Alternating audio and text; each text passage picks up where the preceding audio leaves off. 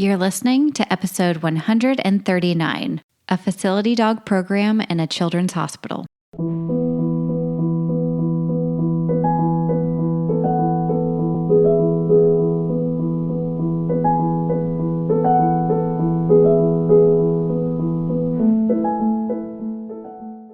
Hello, my friends. I'm so happy that you're here today. We are doing a quick 12-minute talk. And if you are new to the podcast, I am Katie, a child life specialist. We help children and families cope in the hospital. And every once in a while, we get an expert in on here. So our traditional podcast is hearing from parents and share their stories, advice, and perspective on what they've been through. And every so often, we get an expert or a professional in the field of children's health, pediatrics, mental health, whatever it looks like, or child life in general. And today we have actually a friend of mine. Her name is Shelby. She works at Texas Children's Hospital and is one of their facility dog handlers. So her entire job is working with her facility dog. And there are so many components that I never thought about before I chatted with her. And so I hope that you really enjoy this episode. I do want to give you a quick trigger warning that we do talk about an intervention that includes the passing of a patient. And so if that feels too heavy for you today, you can go ahead and either move through the part where we're talking about patient intervention or just, skip this episode and come meet us back next week. Okay, thank you so much for being here. Okay, really quick before we jump into the conversation. If you are a child life specialist and you are certified and you like cool people and you like to get really affordable PDUs and you love to share information and resources because you don't want to reinvent the wheel, then you need to come join us in the Child Life Circle community. We are child life specialists who not only chat on forums and share information, but we get really cool webinars from community organizations and also access to PDUs. So it is $14.99 a month until the end of October. So come in and join us, be a founding member, get to know us. We hope to see you. You can visit childlifeoncall.com, click on Child Life Circle to learn more information, including a letter to give to your employer to see if they can pay for your memberships. So, okay, join us there and we hope to see you. I'm Shelby Bonnet. I am currently a child life specialist and animal-assisted therapy coordinator here at Texas Children's Hospital. But a little bit about me is I have a husband and a wonderful 14-month-old. Her name is Amy, and she is just like the greatest thing that ever happened to us. And so whenever I'm not hanging out with the family, I'm hanging out with our two golden retrievers. I have one whose name is Doug, who is an honorary stay-at-home dog watcher. And then I have Pinto, who is one of our hospital facility dogs.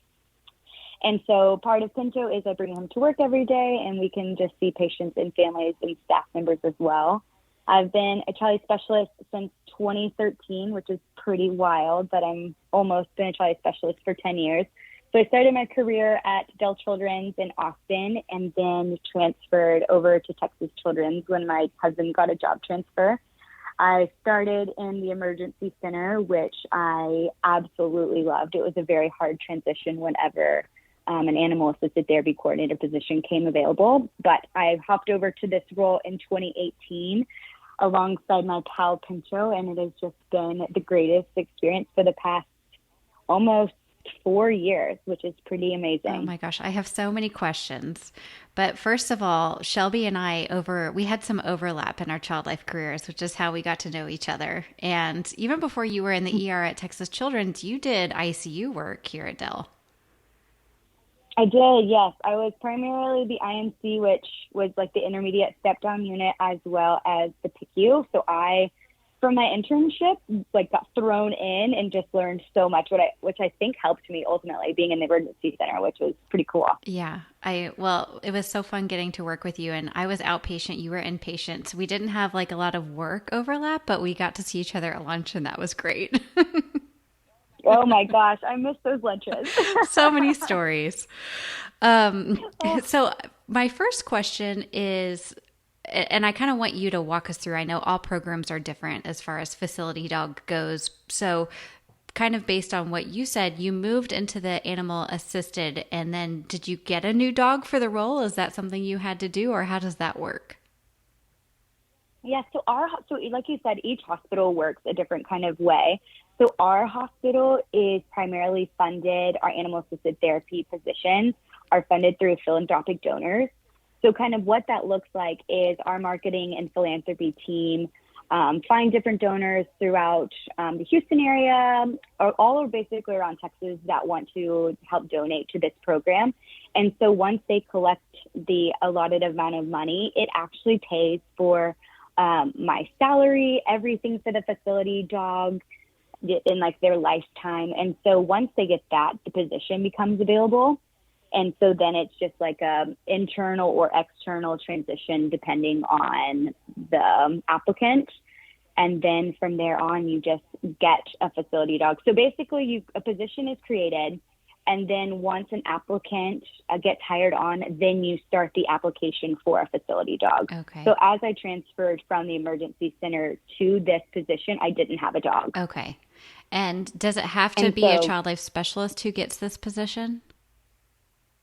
Currently at our hospital, we are functioning as a child life specialist only. I know other hospitals are different. We are just starting with child life. Okay. It makes a lot of sense because there's so many nuances, as we know, in the hospital that child life just knows about. And so it's just so important, with meeting with families and building rapport and who is this good for? And we're not going to go see a dog bite and just all those little things that come, into practice when you're trying to consider how to support patients and families. But what was it like at the beginning when you went into the role and you got Pinto, and what was that beginning stage like? Oh my gosh. I have never felt so overwhelmed in my life, to be completely honest. Yeah. You're hearing all these people be like, you have the best job in the world, which we hear every single day as a child life specialist. And I agree, right? Like, I think I have the most amazing job, but I think it was really difficult for me to kind of like find a workflow because there was no longer walking through the halls, where no one noticed you. It was really hard transition for me to walk out of a really difficult procedure or conversation with Pinto and get stopped by medical staff or families being like, oh my gosh, you have the best job in the world. Can I pet your dog? Oh, let me take a picture. It was just, I had to learn really quickly that it was okay to say no, which I feel like as a child life specialist, we have a hard time in general.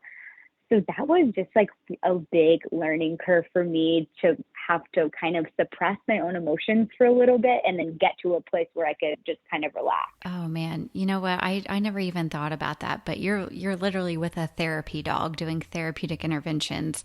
That doesn't mean it's all sunshine and rainbows all the time. And so, right. And, yeah, wow. Yeah.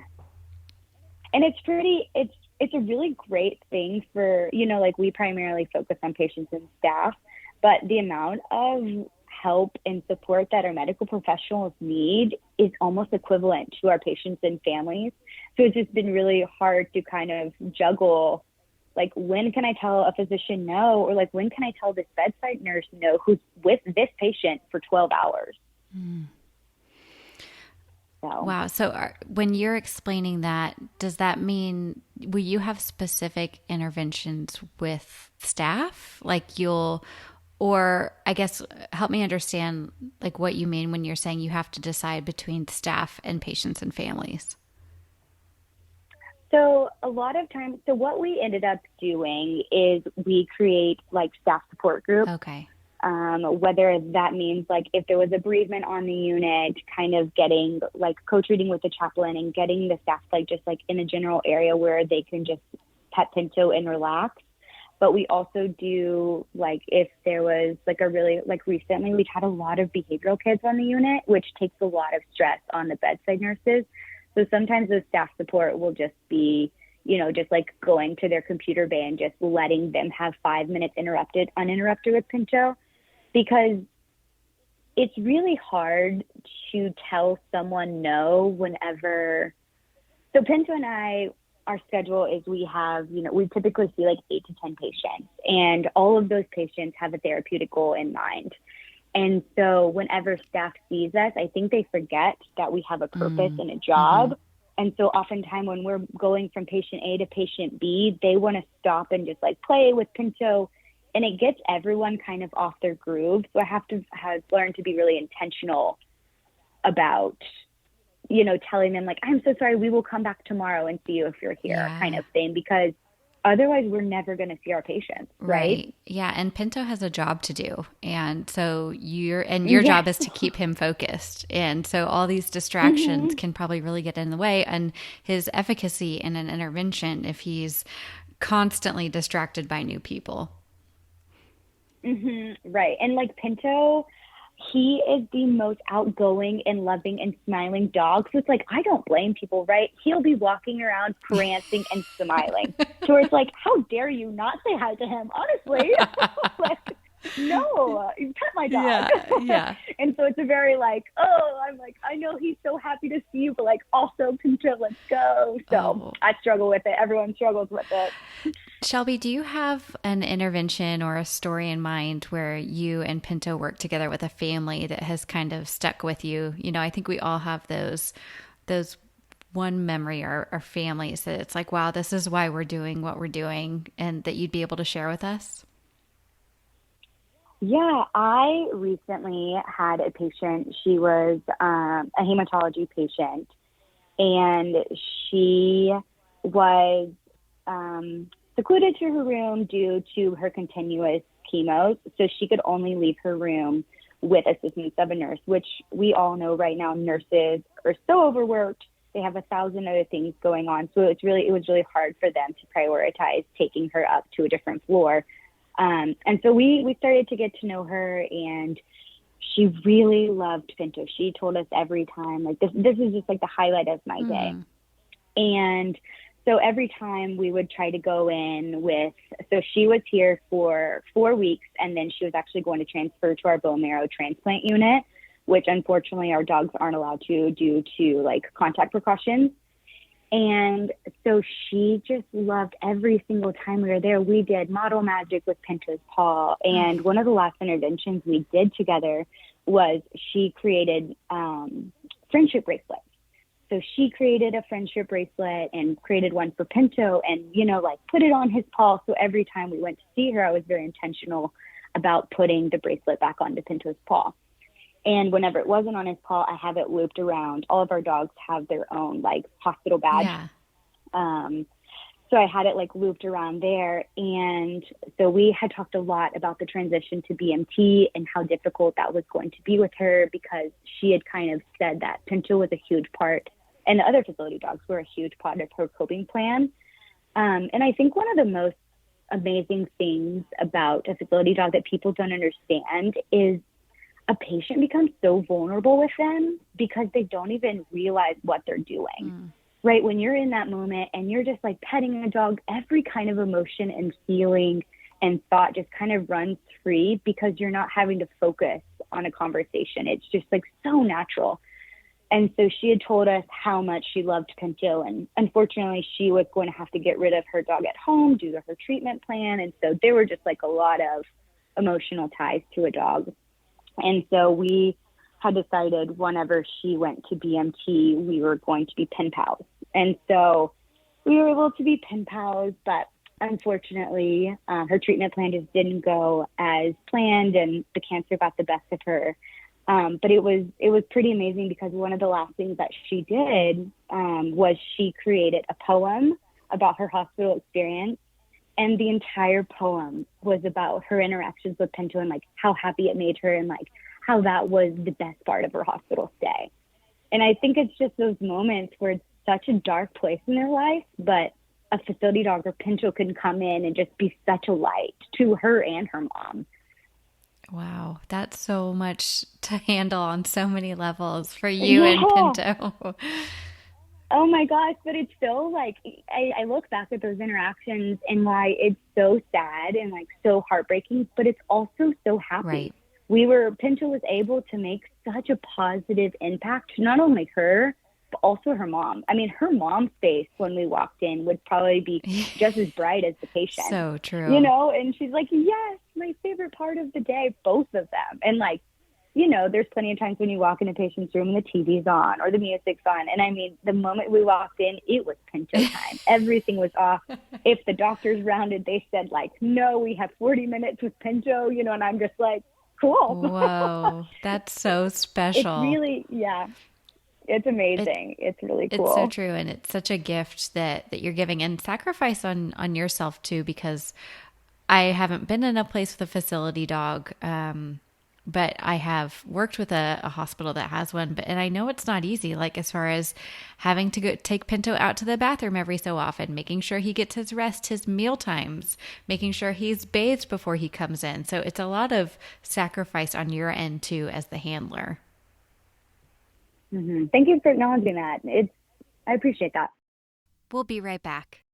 If you have ever wondered where you could get those cloth dolls that Child Life Specialists use with kids for medical education or sending home to siblings or to draw on for therapeutic activities, then you don't have to wonder any longer, because our friends at Smile Makers have decided to now sell these amazing cloth dolls for a very affordable price.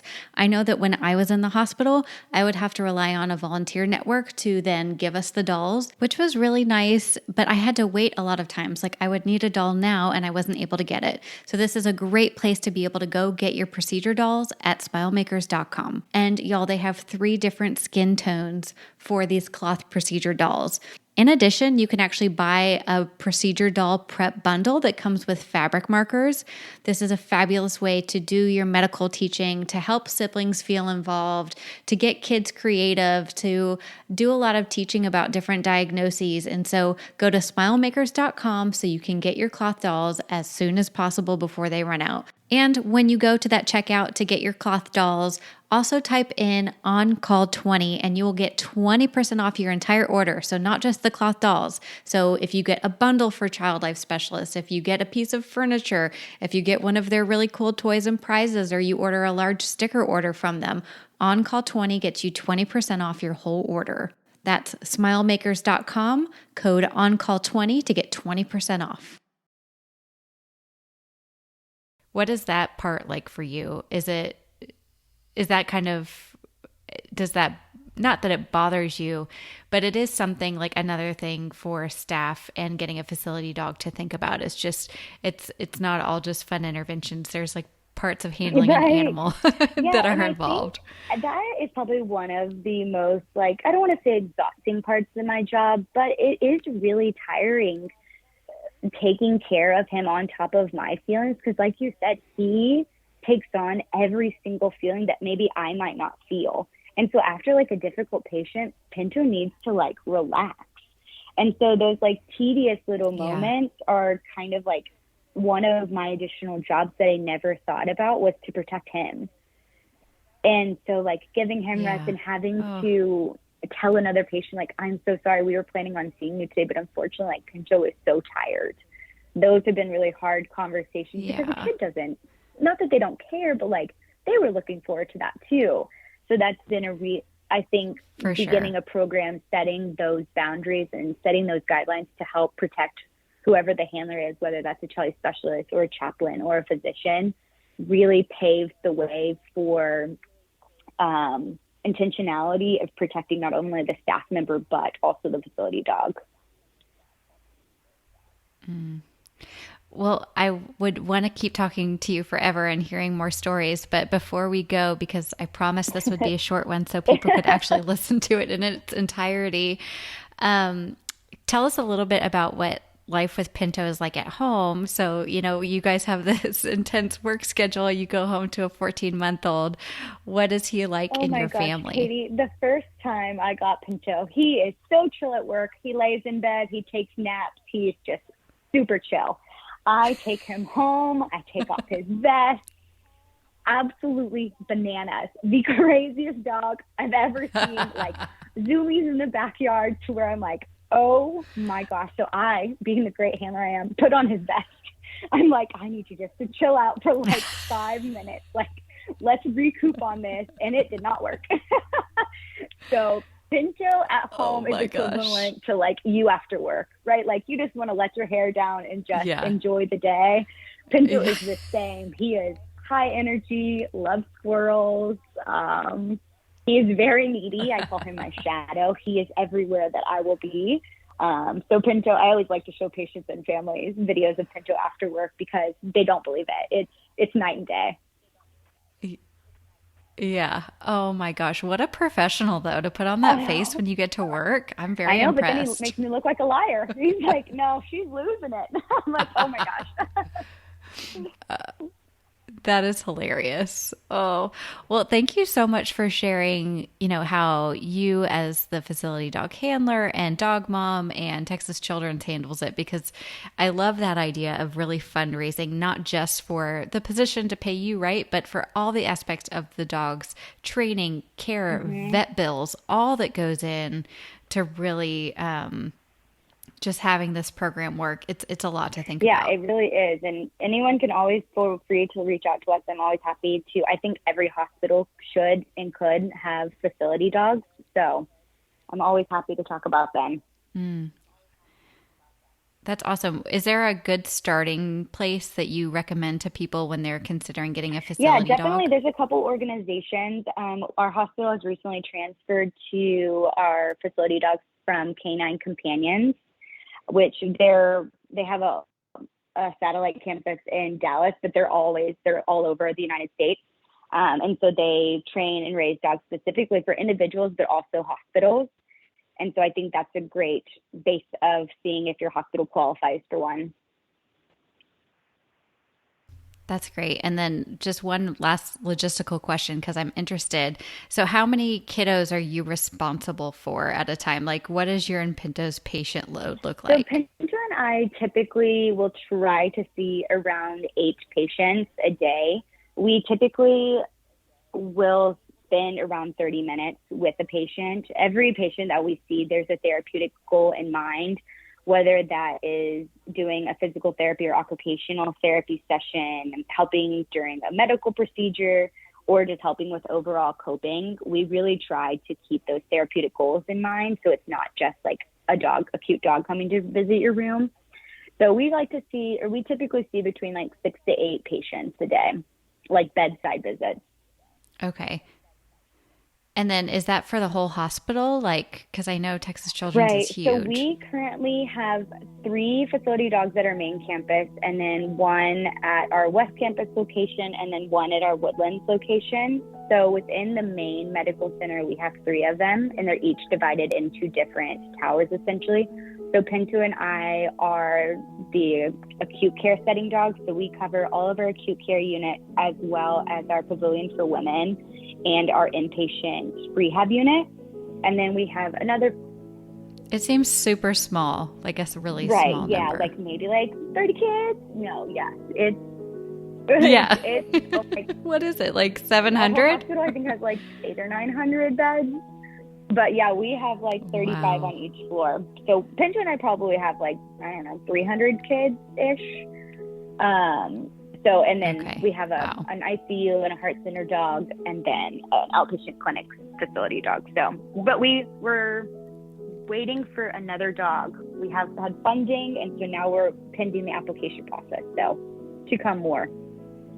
Oh, that's so exciting. Well, congratulations on all you've done, not just for the patients and families, but for your hospital. You're a great advocate and really good at speaking about it. So thank you so much.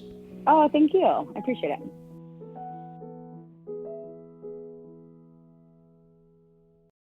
Thank you for listening to the Child Life On Call podcast. I'm your host, Katie Taylor, and you can follow us at Child Life On Call on Facebook, Twitter, and Instagram. Please rate and review to make it easier for other families to find us. We have cute merch available at www.bonfire.com/store/Child Life On Call, and you can listen to more episodes and find resources at childlifepodcast.com.